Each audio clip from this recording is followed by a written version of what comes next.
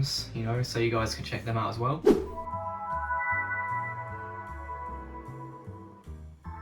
Alright, so here we are at the desktop. No drivers have been installed yet, but that is where this comes in. So I'm just going to plug this into the computer. Oh, oops. There we go. Now we wait for that to... There we go, that was very quick. Alright, so now I'm just going to drag and drop these two drivers here, which I have, which are the graphics drivers and the Wi-Fi drivers.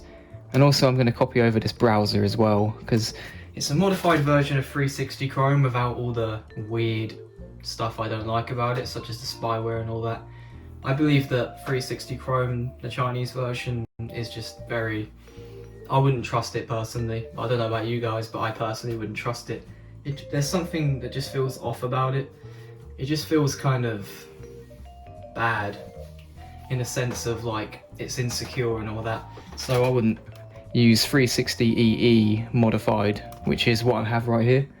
So I'm just going to install these drivers real quick. Firstly, I'm going to install the graphics driver because that's everyone's favourite driver, the graphics driver. Everyone wants to use the Aero UI when they're installing Windows Vista, Windows 7 or Windows Vienna in this case, because like Windows 7 and Vista, Windows Vienna has Aero.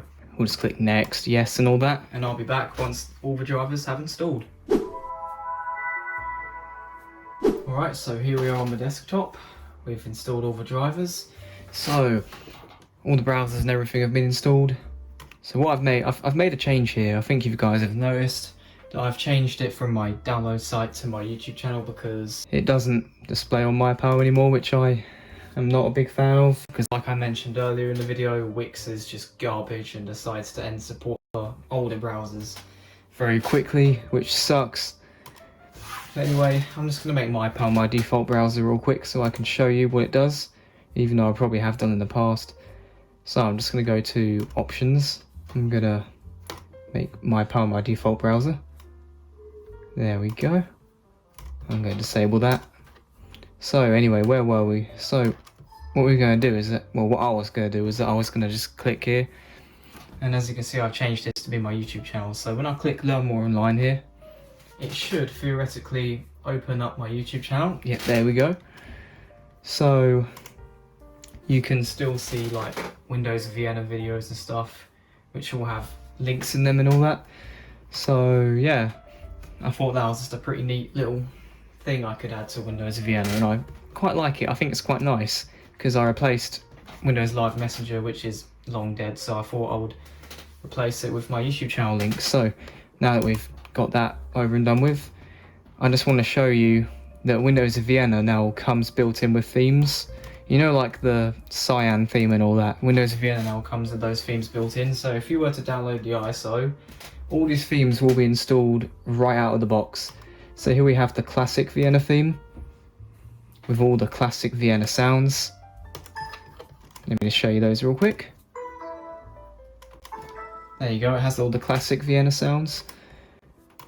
And here's Windows Cyan, formerly Windows Jonah, but I thought that Windows Cyan would be a better name. So yeah, this is Windows Cyan right here. And this is Windows Dunes, which is a very old theme. I made both of these themes way back in 2019. So yeah, here's Windows Dunes. Well, yeah, that's updated. Look, as you can see, it matches the color and everything. Yeah, this is the background. All right, what's the next theme we have? The next theme is Windows Indigo, which I made in 2020. As you can see, this is Windows Indigo, and if we were to just go onto this window, as you can see, look, the applet sidebar has changed to match the theme. And the last theme I made for Windows Vienna is Windows Sapphire, as you can see here, look, which also has a different theme and all that, with a different background, different start button color and all that.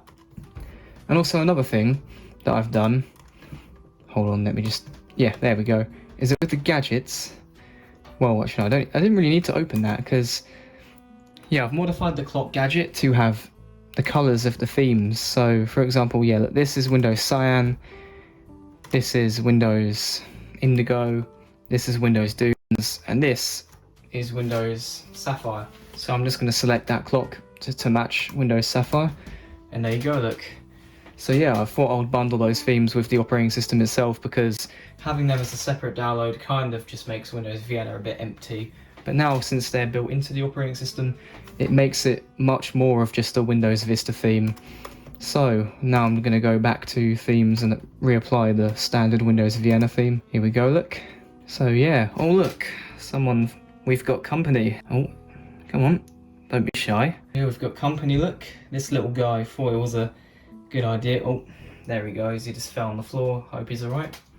Well, I mean, he's still walking, so yeah. So anyway, where were we? I'm experimenting with updates at the moment with Windows Vienna.